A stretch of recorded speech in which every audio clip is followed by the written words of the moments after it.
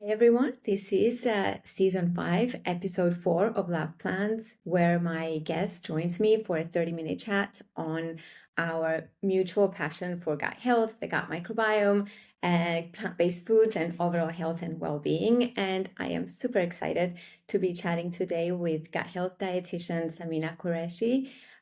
We are going to be talking about the buzzing social media trends of fibermaxxing and protein maxing, and basically also to discuss, why balance is important and how with certain plant-based protein sources we can hit both our fiber and our protein targets. So Samina, it's so wonderful to have you here with me today. Yeah, thank you so much for having me. I'm super excited to chat about everything. Yes, definitely. Thank you. Thank you for your time. I'm gonna start. Of course, I'm gonna include your bio in the caption below so that people can find more about you. But I wanted to start with this general question. If you would like to share a little bit about, what prompted you to become a dietitian, but also why you feel it's important to do what we're doing today, to share information, nutrition information, health information on social media these days. Yeah, absolutely. So, growing up, my family's from Pakistan and we live in America. And I grew up with my parents literally eating any fruit or vegetable, saving the seed, and us going and planting it in the backyard. And we lived in Houston, and Houston's weather is very tropical. It's very humid, it rains very frequently, it's also very sunny. So, perfect climate for growing literally anything. And so I just remember having so many conversations with my dad, my mom, my grandparents that lived with us about how important it is to care for food, where it comes from, learn about the nutrients that it provides you. And as I was growing up, I also saw my grandmother that lived with us struggling with some health conditions, right? And so as I went into undergrad and university, I was kind of thinking between the ideas of how can I study maybe pre-med or something along those lines to really focus on prevention. How do Mhm. we prevent some of these cardiovascular conditions or health conditions? And then I took my first nutrition class and I was like, whoa, this is it. There is a profession, dietitians help to support people in managing their health with nutrition and lifestyle interventions so that they can feel their best and even manage these conditions long term. And coming back to today, there's this whole online presence with social media, right? And I think everybody out there has an opinion about nutrition. Mhm. And so there's a lot of voices, there's a lot of conflicting information. And with so much misinformation, it's really important as a dietitian to have a voice online to provide credible, evidence based nutrition resources so that people can feel confident navigating how to nourish their bodies and even support some of these GI conditions or chronic health conditions that they may have.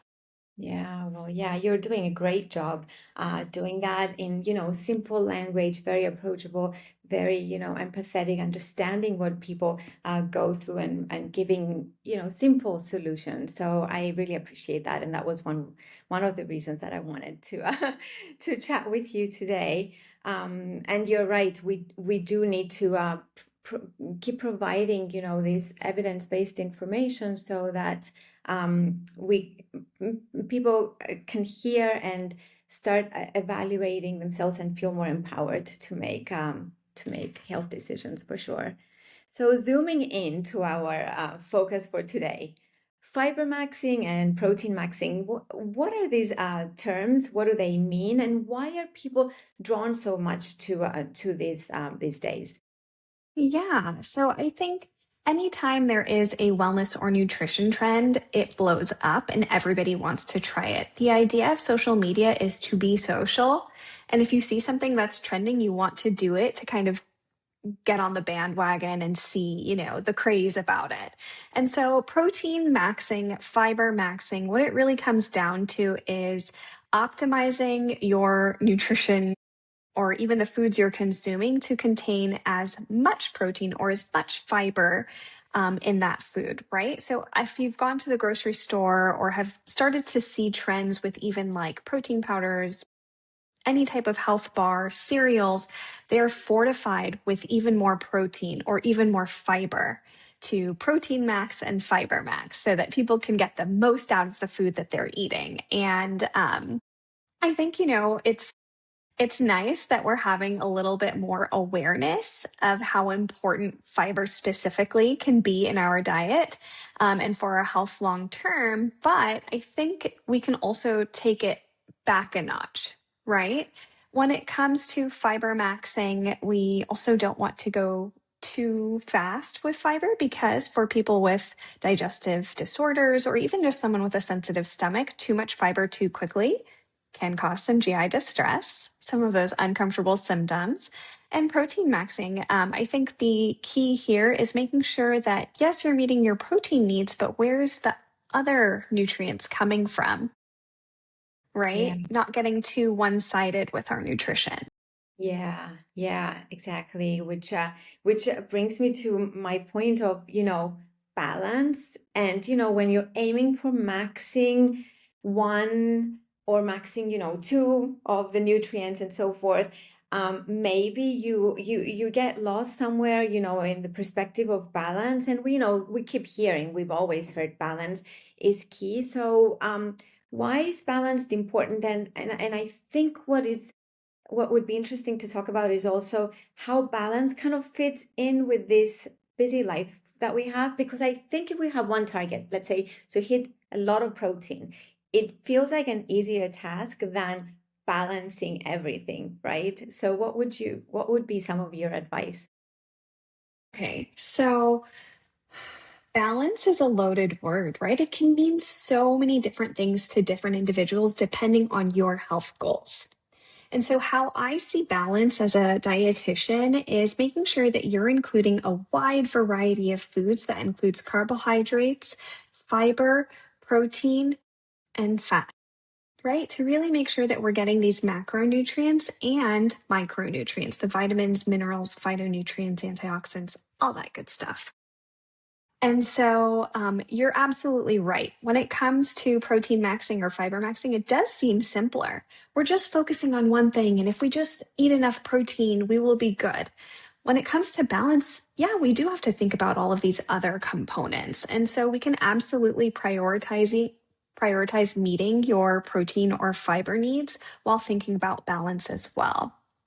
And I think you had kind of hit the nail on the head earlier when you said how some of these plant-based foods can target both the protein and fiber, which can help you meet your goals without struggling with what to eat or how much and things like that. So balance is key. And what that could look like for you is including, yes, that source of protein that you enjoy, whether it be animal based or plant based, a source of carbohydrates that are easily digestible and enjoyable for you, whether it's rice, sourdough bread, quinoa, potatoes, gluten free or regular pastas, etc., oats. Um, for fiber, it can be any type of plant based food. So think nuts, fruits, vegetables, beans, lentils. Did I miss whole grains? And then for healthy fat or just fat in general, it could be butter, it could be olive oil, canola oil, whatever you enjoy, coconut oil as well. So, most of the times when we're thinking about balance, it doesn't have to be so rigid and kind of broken up. If you think about like normal meals, they usually have, and I'm just for understanding wise, we take a sandwich. It has a Mhm. source of carbohydrates with the bread. In between, maybe some pickles, lettuce, tomatoes, and then a protein source, whether it be cheese or tofu or protein, animal protein based like tuna or chicken, Mhm. and then some fun little flavor factors as well. So there's a whole variety of foods that you're eating with that meal, and it's balanced because it includes these different macronutrients. Yeah, yeah. I love that you brought up the sandwich because actually it's one of the meals that I used to use like when I would explain digestion to students because with one thing you can actually target the digestion of the Yes. carbohydrates and the proteins and the fats, and it's something that like you said, even if you're it's something that that fits kind of everyone's lifestyle as well of what they could reach for a meal. So yes, so it is, and I love what you said, that balance doesn't need to be something that you're very hyper vigilant about. It's more kind of like enjoying food and incorporating different things in your plate. Yeah, absolutely. Variety is key. Variety is key for sure. Okay, so fiber first. You mentioned a little bit at the beginning, but it doesn't get as much attention as protein. Um, Even though, we are hearing a lot about fiber maxing. Could we elaborate a little bit why fiber is so important for us? Yeah, absolutely. Well, fiber helps to regulate our blood sugar. It can help with preventing cardiovascular disease, can help with managing higher cholesterol levels, bringing your LDL levels down. It can also help to support a very healthy microbiome. It can support having nice, smooth bowel movements as well. And so, fiber does a lot to really help our bodies stay healthy. It can also be the source of micronutrients in your diet. And what I mean by that are vitamins and minerals, antioxidants, and all of these really health supporting things for our bodies. Yeah, and what are the general recommendations for people for fiber? Yeah, so in America, I think the recommendation is anywhere from 25, 28 grams to 35 grams for adult men and women. I think 95% of Americans are not meeting their fiber goals. So if there was one thing that we wanted to max, I would say fiber and hydration would be it. Mhm. Yeah, yeah. So that's a good trend to focus on, even, without overdoing it, as you said, too fast, too soon. Yes. How would one know if they're not meeting, like, what are some signs that our body gives us if we're not meeting fiber recommendations, if any? And how can you, for the ones that they're not meeting it, they're eating too low, how would you advise them to increase it little by Yeah. little? Yeah. So one of the telling signs I think is like blood sugar imbalances. If you have had a physical and your blood glucose is elevated, fasting, and you're having your hemoglobin A1C levels are slowly creeping up, and your doctor's like, oh, we're seeing, potential of prediabetes, my focus would then be, hey, are you eating enough fiber with your meals to really balance that blood sugar? Same thing goes for cholesterol. If you have elevated LDL, the bad cholesterol, could fiber be a missing component there? Of course, I'm going to talk about digestion. So, if you are experiencing either constipation or diarrhea, specific types of fiber can absolutely help you manage that and gain some relief. And then, if you are so new to fiber and you know that this is something that you need to include in your diet, I would recommend going slow. But what does that look like? So that looks like maybe starting out with an additional 5 grams of fiber per day and slowly titrating up from there to see how you can increase without adding on any digestive symptoms like bloating, gas, stomach pain, etc. And so, as we are adding in these fiber rich foods, you definitely also want to hydrate. We don't want to add too much fiber to our digestive system without enough hydration because it can act. Obviously, it's there to also bulk up our stool, and without enough hydration, it can cause constipation to be worse, and we don't want that to happen. Yeah, yeah, yeah. And we don't want to have also a bad experience so that then people get scared of eating more Yes. fiber. Yeah, yeah. So Yeah, slow, absolutely. slow and enjoying. And we'll talk about a lot of options of plant-based foods that can offer good fiber and good protein a little bit a little bit later if possible. Okay, so flipping the scenario now to protein. What are the general protein, recommendations? How much does the average person need per day? I assume that people generally meet that more easily than the fiber recommendation. Yeah.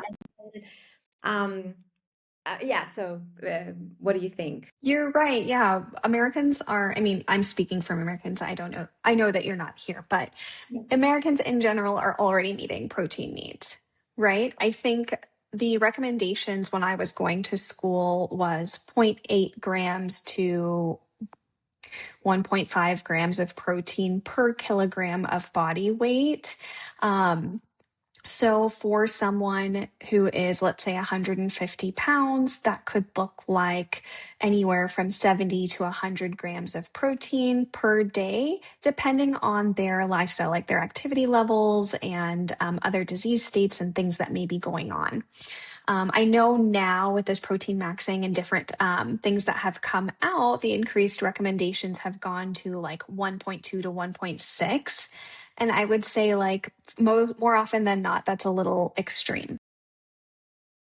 I I I understand that. And then um, people, if we talk about protein, sometimes when we think about, plant sources of protein, people are hesitant that maybe they can't get enough protein from that. What would you respond? How would you approach someone who has hesitation and is feels anxious over the fact that they may not be getting enough protein from plant-based sources? Okay, so when I see protein needs not being met from someone who follows a more plant-based diet, I'm actually not seeing that their like protein is a concern. I'm seeing that they are skipping meals, they're not eating enough during the day, and therefore they expect to like meet all of their nutrients in just one meal. That can be very, very difficult for anybody, even if you're not eating plant-based foods, right? And so my message to anyone who is struggling to meet their protein needs is to look back and say, are you eating at least 3 meals with a couple of snacks throughout the day? Or are you waiting all day and then finally, when you have time, you're having one solid meal and expecting to meet all of your nutrition in that one meal? It's a lofty goal. Yes, yes, it is. Yeah. And even with, busy lives, which everyone's life can get hectic, but yes, it is a lot.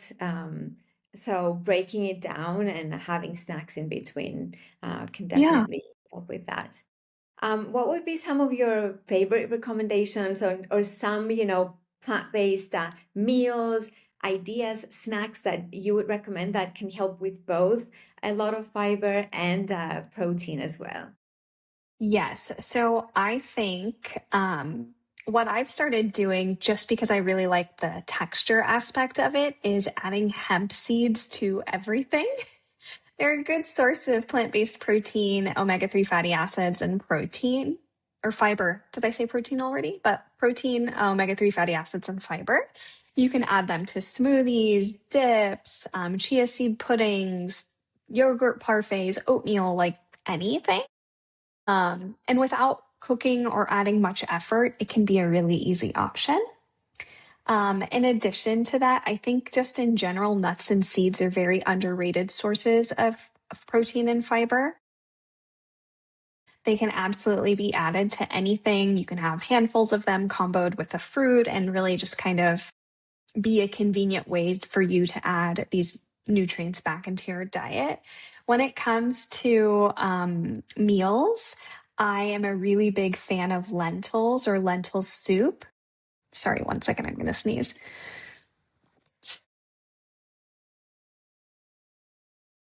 Bless Okay. you. But when it comes to like meals and things, I am a very big fan of lentils because they can provide you with both a source of protein and fiber. And you can have them in so many different ways. It can be lentil soup, it could be a stew, it could be like dry cooked lentils added to make into your own like sandwich patty. So many different ways for you to eat them. And it's a very comforting meal for me. So I'm South Asian, and so having like lentil soup or dal with rice or roti can be very comforting and soothing as well. So I love lentils. Yeah, yeah. Same with us in Cyprus. I mean, lentils definitely once a week, Yeah. either with rice or in a stew or a soup or something like that, and it's just so filling, definitely, and yummy. And all other beans, I suppose. How about tofu? Yeah, I like tofu. I think there's a big learning curve if someone has not culturally grown up with eating tofu, like whether or not you need to get the specific texture that works for the dish you're cooking with, or if you need to press it to soak out the water, if you are going to make like a crispy tofu or something like that. So once you get over that learning curve, absolutely love tofu as a source of protein. It can be added to actually if you do want to introduce this to someone that has textural issues, we can always add it, maybe even the silken tofu, to smoothies. You can add it to pasta sauce. You can add it to soups to make it like a little bit more creamy if you were to like immersion blend and something like that. So there's so many different ways for you to use tofu that can absolutely help you meet both protein and fiber needs as well. Yeah, so there's playing around with tofu for sure. Yeah, sometimes I definitely don't get the texture right when Yeah. yeah, Yeah, or the flavor. I've started buying like I'll go to H Mart, which is our Asian grocery store here. And they have pre-marinated tofu. And I'm like, okay, this is the flavor I'm trying to get that is difficult for me. So I'm just gonna buy the pre-marinated. So don't sleep on options that are a little bit more convenient for you as well. Of course, yeah, yeah. And I saw your post on, that it's okay to do convenient things because we Yes. all do that. We all have hectic lives that, sometimes it's okay to buy something ready and fix a little meal and yeah.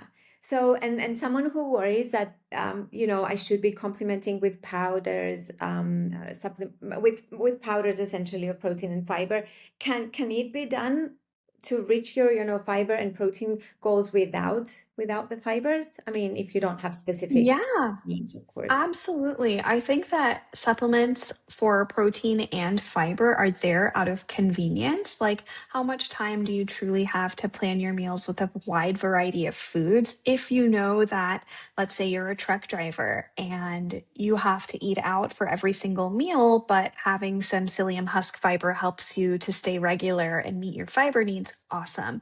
Or if you're like, oh, I am pregnant and having animal based protein sources is an aversion for me right now, the smell and the taste.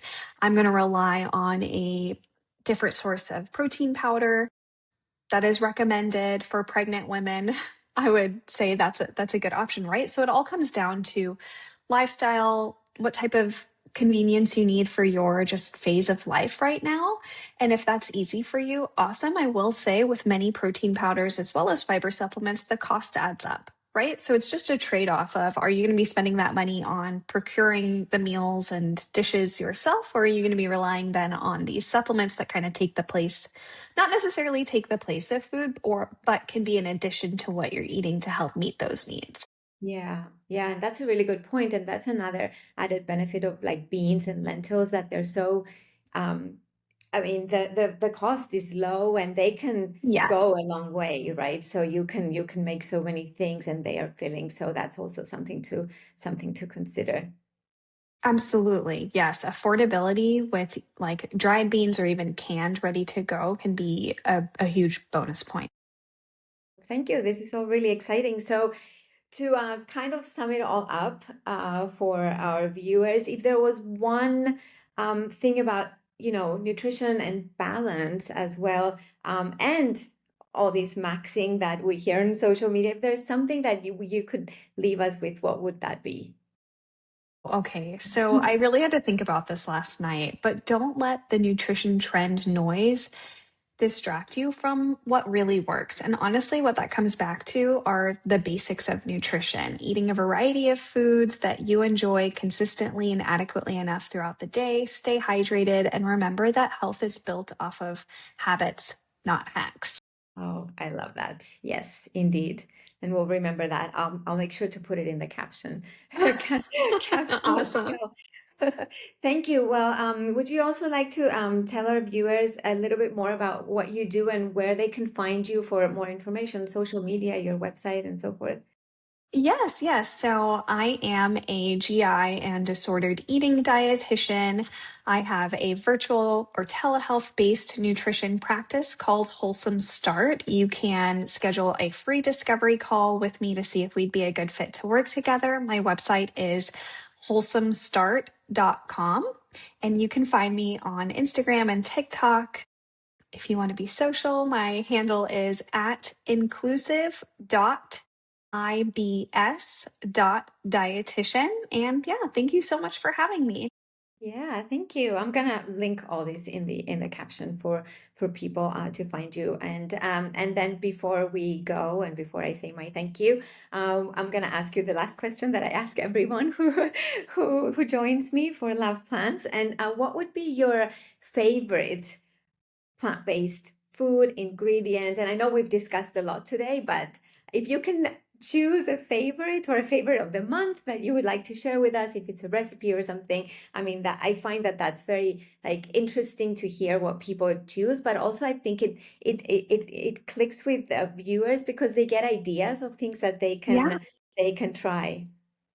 Yes. So, like I said, we've been going to H Mart, the Asian grocery stores, and the produce there is so different, right? We're getting a larger variety of produce. And so these days, my husband has been making this like cabbage and mushroom, sauteed cabbage and mushroom with like soy sauce and chili flakes with rice. And it is amazing.